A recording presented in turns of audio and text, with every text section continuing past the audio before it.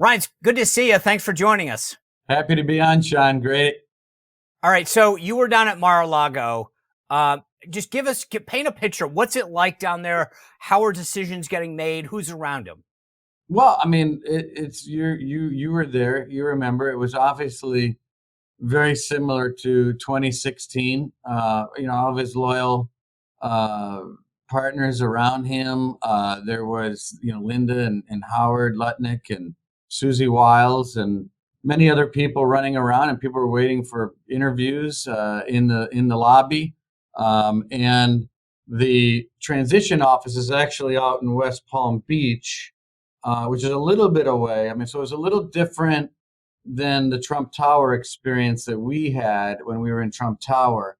I do think there was an advantage of being in Trump Tower because we had both the transition staff, the RNC, the campaign, all in one spot, and then the interviews were taking place a couple floors up. But they're managing it well. I mean, they seem to have figured it out, and they're doing the same thing and going through and ticking through all these jobs. And for the most part, I think they're cruising at a pretty quick speed. I agree. Yeah, I mean, I was reminding people I got announced. You were right out of the gate, but then I didn't get announced until December 22nd. So there's a lot. I mean, this is all. We're still in November. We haven't even hit Thanksgiving. You Yeah. mentioned Trump Tower, though. The thing that's interesting is, you remember people would get paraded up either at Trump Tower or Right. at Bedminster. There's less of a show this time. Why do you think that is? Maybe it's because the president's just saying, "Look, I know what I want to do. I want to get it over with, and I want to get going." I mean, I do agree with you. We sort of put on in 2016. We had a reality TV show. I mean, for as much talk there is about 2016, I mean, the truth is, it was pretty buttoned down as far as this operation is concerned on the interviews. And remember, it was the timing, the cars coming up to drive in Bedminster, them getting out of the car, someone taking them in, doing the interview, then having the exit and the discussion with the press, and then the wave. I mean, it was an amazing thing. If you go back to 2016, I know people say, "Oh, we didn't like the cabinet." Well, they loved the cabinet until they didn't like the cabinet. I mean, it was Right. an amazing cabinet that now we don't like the cabinet. Well, we'll see. I think that they're doing a great job here, and we can get into that a little bit more. But certainly, some picks are more controversial than others. But I also think Trump is basically saying, "Hey, here's the middle finger. I won, you didn't, and I'm the one that went to hell and back 10 times. You didn't. So these are my picks now." Yeah, I feel like the big difference is, Trump was an outsider in 2016, and there were a lot of people who was saying, from a wide variety of different groups, that would say, I think this person is good for ambassador to this or director of this program. I get the sense this time, and I think this is what you were alluding to, where he's saying, I know who I want. I want Matt Gaetz. I want Reince Priebus. I want Bob Smith. I want whomever. And so show me some names, but I think I'm going to go with who I want because I know who's going to fight for me. And I don't need you to throw some random people out that I don't know. Well, and also there's a big, as you know, huge emphasis on loyalty. As I said the other day, people are surprised about Matt Gaetz. Matt Gaetz was, I mean, I watch a lot of Trump rallies. Number one, I'm interested to see what he's saying, but I'm also I think it's very entertaining. So I would sit there, get a glass of wine and put it on my iPad and watch. Matt Gaetz was at almost every single rally. Um, you know, it wasn't like this is a secret to people. I'm shocked by how many people seem surprised by this stuff. It's like I he was agree. there every step of the way. I guess I'd be more surprised he wouldn't be involved. So, and I remind people it was Donald Trump going in and out of court every day. It was Donald Trump that was, supposedly going to go to jail, and all this stuff was going on. Mar-a-Lago was raided. And in a lot of ways, he's shaking his opposition to their core. Like, I'm going to make you nervous. I'm going to make you shake in your boots because you did this to me. And by the way, he told people he was going to do this. I Right. just don't understand the surprise at all. So I said this at the time a couple weeks ago, right before the election. I think it was. No, it was after the election. It had to be. You made a comment on This Week that I thought was really interesting, and it was this. The media was outraged that a comedian made a stupid, bad joke at a Trump rally about Puerto Rico, and everybody went bananas. Oh my God, this is going to cost them whatever. And when you were on This Week, the ABC show after the election, you said just stop for a moment and realize that mainland Puerto Ricans voted for Trump, right? And then the island of Puerto Rico just elected the former national committee woman to the RNC. The legislature flipped. And I was like, I thought that was so instructive because the media loses its mind about everything. But in this particular case, and there's several others that we could point to, but I thought that was so instructive because they wanted us to be so outraged. And yet you were pointing out the fact that really, because the very people who should be outraged the most just overwhelmingly voted for him. Exactly. I mean, you look at Osceola County, south of Orlando. I pointed that out at 9:30 Eastern time, 8:30 or whatever it was. I said, wait a second, look at this county. Donald Trump is winning one of the most Puerto Rican heavy counties in all of Florida. And then Jennifer Gonzalez Colon, who's actually, just a small correction to you, she was the chairwoman of the Republican Party of Puerto Rico. So she's even more out there as a Republican.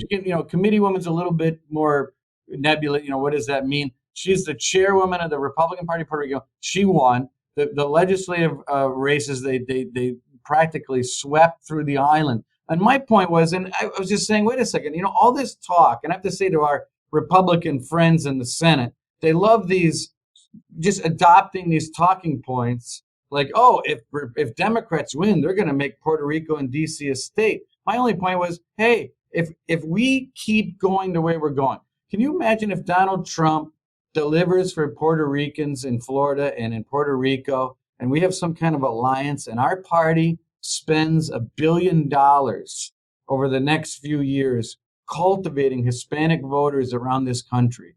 They could be Republicans forever, and we would wish Puerto Rico to be a state because we'll have 2 more senators and a few more Congress people. So, I just think we need to stop keeping our mindset in the same old way that we've been talking over the years, because Donald Trump did better with Hispanics, Arab voters, Jewish voters, Black voters, non-educated. Across the board. The only 3 areas that I think, the last time I checked, the only 3 areas that the Democrats did better with: non-religious people, college-educated people, and people who make over $100,000 a year. Those are the only 3 areas they did better. Does that sound like the Democrat Party to you? Well, the funny thing is the non-religious thing worries me. Fewer people going to attend services weekly. Like that, the idea that their coalition now is people who don't have faith is a bit scary, and rich people. And they don't care about the cultural problems that are facing the country. Right. They're the ones that don't care about 3rd graders reading on, about, making trans decisions when you're in 3rd or 4th grade. They don't care about, his, her, he, him, or some of these other crazy things going on in our school. So, yeah, maybe they don't care. Maybe they do. Maybe that's not fair. But there's got to be a reason why Democrats are doing better with non-religious people. I think that to me the best ad that Trump ran is when the voiceover said something like, he cares about you, she cares about they, them. And it was a perfect synopsis of the difference between the 2 candidates. Well, and what the Democrats have used to do is they were somehow able to knit together all these sort of groups all over the place, and this group over here and that one, and they put it all together and have just enough working people that were loyal to the Democrat Party, and they could put it together. I don't know how they could be so off. And I like you, I was not shy about my predictions as far as what I thought would happen. I thought he was going to get 312 or 304 electoral votes. I stuck with that for months before at least a month before the election. I think that the media, I think they were bamboozled by these never Trumpers. And they had it in their brain somehow that this represented some hidden swath of the electorate because of these folks that are making money out of being never Trumpers. By the way, most of these guys are paying their mortgages on this stuff. It's the sort of this is their altruistic gift to society. What they forgot to tell people that they're getting rich off of being never Trumpers. But go back to the story. The media believed this nonsense, and somehow they thought that there was this ribbon of society that was going to put Kamala Harris over the top, and it doesn't exist. All right, I want to get to the media in a second, but the first question I want to ask you, it's always tough asking someone from the opposite party to critique the other side. But after we lost in 2012, I think one of the greatest things that you championed was that the party looked not at just itself. I tell people all the time, the RNC is a building with like 200 people. But the Growth and Opportunity Project was an opportunity for us to look at how the party writ large did business. And we talked about bringing in third party groups to shoulder the financial burden of certain tasks like data and research, things like that. And I don't know that we would have won and be in the same place had we not had that family fight, talked about what we needed to do, what we needed to spend money on, whatever. Do you think that from what you gather right now, the Democrats are willing to engage in that kind of effort, or are they just going to sweep this under the rug and pretend nothing happened?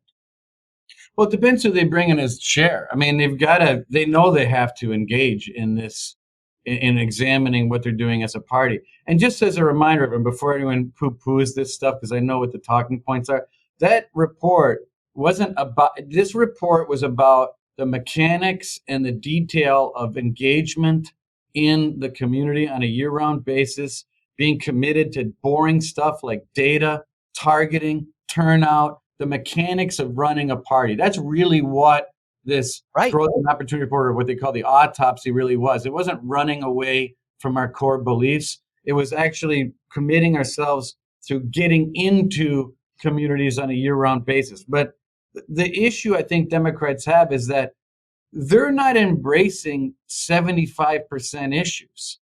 So you think about America first. What is it? Number one, I mean, in a basic way. Number one, secure the border and protect the American worker. Well, who doesn't want to do that?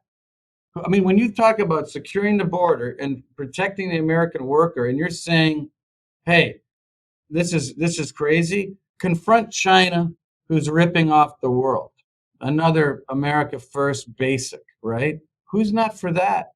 The third one, stop endless wars and bring our troops home. Most people agree with that. Now, they're not on the right side of those issues. Do you think that boys should be competing against girls in sports? Another 75% issue. They're on the wrong side of it.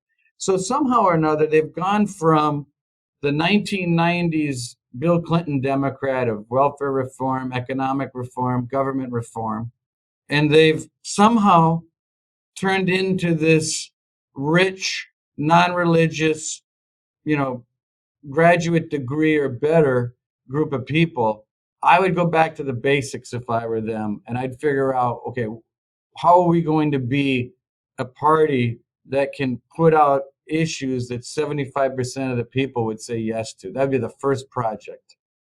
Yeah, I agree. And I hope I explained it well, because I think that's the Growth and Opportunity Project was about how to do business better, how to win better, how to engage more, mechanics, logistics, use of federal dollars more effectively, and how to be a better party. So, but you touched on the media. And I still, I mean, literally as we were getting ready for you, I got two senior national correspondents that texted me, who in my text I haven't talked to in 7 years.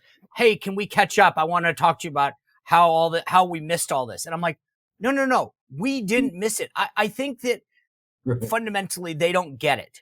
They don't want to get it because there's an opportunity to talk to folks and understand the mechanics. They don't want to. So my question to you is this: if you put your hat back on as chief of staff and you were engaging with the new comms team, and what would your advice be to them? Like, for example, I think that Trump campaign effectively used long form podcast and new media and independent media very effectively. And I would say, hey guys, I don't want to be prescriptive, but think about how we can be different and how we can engage more.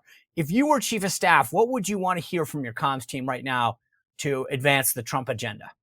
Well, my guess is that some of the things that you wanted to do more of in the beginning, which was including a lot more. We were talking about maybe going across the street, if you remember that time, in Yep. a bigger auditorium, adding more people into the room.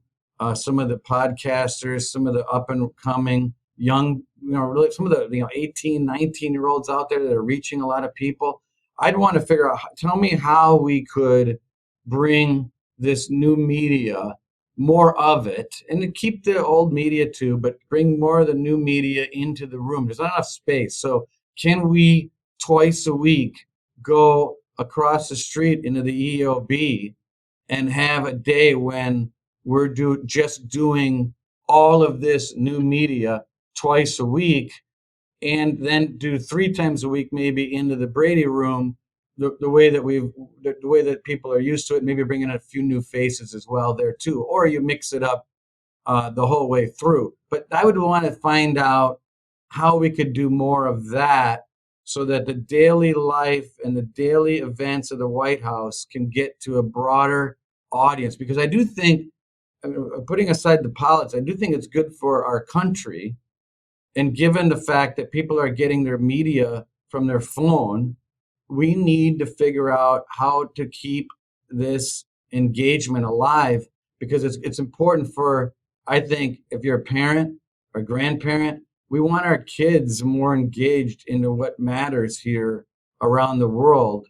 And I think that the folks in the White House have an obligation to try and figure out how to continue this connection that they have. Young people around the country, we need to keep connected to what's happening around the world. And the comm staff in the White House have an opportunity to figure out how to better do that. Yeah, I actually love that idea because I noticed through my kids, and I don't know about you, but like they were much more engaged in this election. And can you use this new medium and these new platforms as the Trump campaign? I mean, you think about the Theo Vaughn and the Nelk boys, and like those outlets probably normally don't talk politics the way they do, but Donald Trump goes on them. And if you can keep that relationship going, that will benefit the party 40 years from now. Yeah, I totally agree. And they can do it. I mean, I hope that, and I think that Susie and the team that they've got there, James Blair, that's coming in, and the new press secretary, I think I think they totally get it because they lived it. They saw what this new media platform did for them in making Donald Trump a lot of fun and interesting, and doing the McDonald's thing and the garbage truck and just everything, the dancing. I mean, it's all just all over the place. I've got to keep it going. So you mentioned Susie Wiles and James Blair, who's coming in as a deputy chief of staff. He was a fan favorite of the show. I mean, that guy, he Yeah, he crushed was it every on your time. show a lot. He did a great job. Oh I my mean, God. Like James did something. I talked a lot with James along the way, and I'm a huge fan. And it was a little different, allowing some of this outside stuff to come in and handle a lot of the voter contact. I won't bore your listeners, but it's a super important part of campaigning, which is you take all the data and you find out who you're targeting, why you're targeting, what messages work with the target, what their propensity level is to support Donald Trump. And then you have you're knocking on their door, you're getting an absentee ballot in their, a request form in their hands, you're interfaced with the municipal clerks, you're going back to the door to make sure the absentee ballot gets turned in, you're checking them off the list. Now, I probably bored some of you watching this, but this is what winning is all about. And they did a great job of marrying both the traditional party activity, the outside activity. People weren't shooting at each other. You didn't see a lot of people, killing each other in the press about, oh, this is stupid or it's brilliant, and none of that. I But don't thought, you think, Ryan? But that kind of goes back to what I was saying about the media, which is they came up with a new method of how to do voter contact, and it worked. I mean, I've told people all the time, does it matter when someone knocks on your door and says, "Hi, Mr. Priebus, I wanted to see if you were supporting Donald Trump and what issues matter to you, because I'm going to enter it into this little iPad that I have here that'll feed back to headquarters." who pays your salary as long as it's getting done. And the media kept mocking it, saying, oh, they're working with these outside groups, Elon Musk, Charlie Kirk's Turning Point. And at the end of the day, it was probably a really smart decision. Yeah, and then they had it was a smart decision, and it made at first when it started coming around, I got it. I mean, it made at first it made sense as a theory. I mean, it worked, but as a theory, just so your listeners understand this, the way you can really understand politics is understand campaign finance rules. So what type of money can you use in politics? So basically, parties and candidates, to keep it simple, they get a cheaper rate to buy TV ads than a company or a super PAC does. So if I'm the Republican Party of Wisconsin or the RNC, I can buy 5 times more ads than a super PAC because I get a cheaper rate.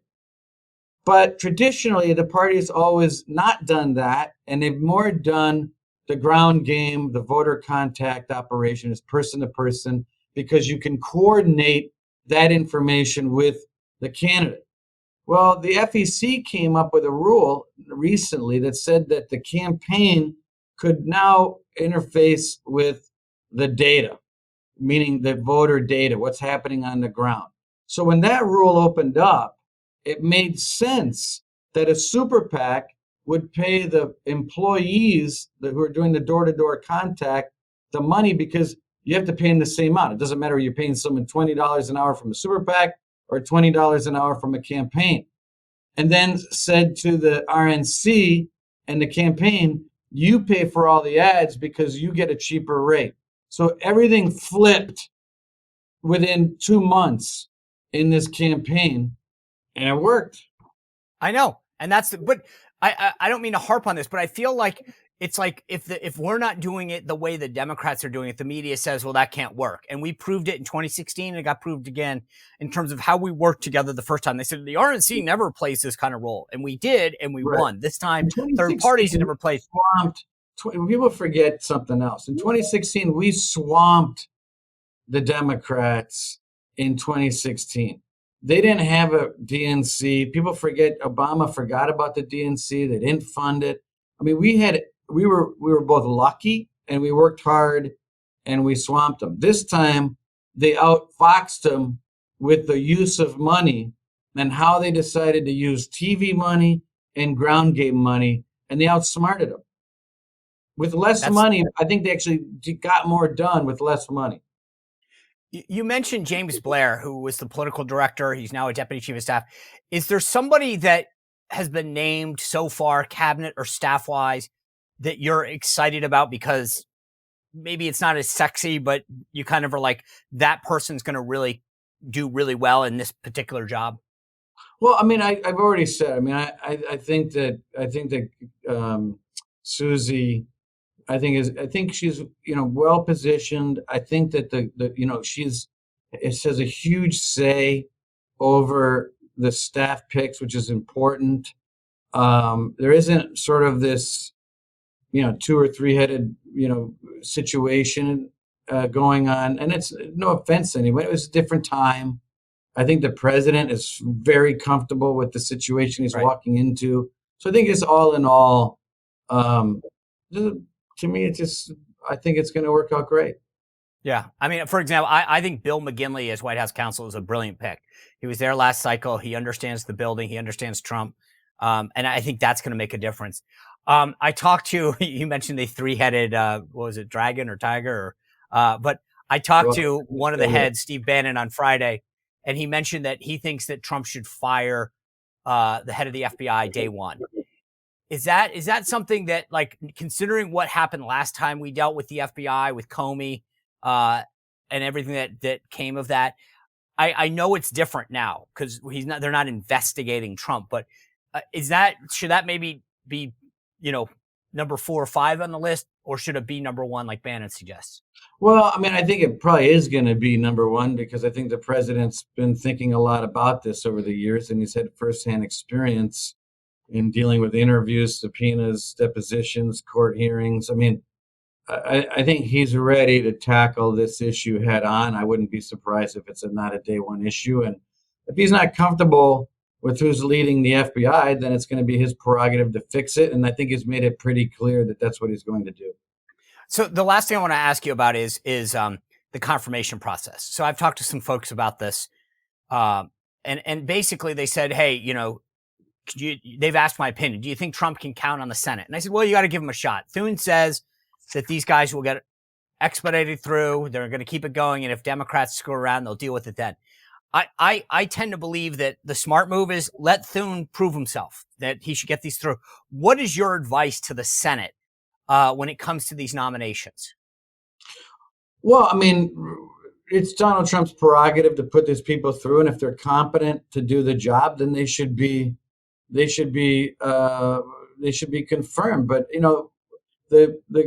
no one is perfect. First of all, the Senate has a right to examine these folks, but the idea that someone's mistakes that might be more public than our own mistakes, or no one's perfect. The Bible says that there's not one single righteous person on earth, not one, Jesus, but other than that, not one.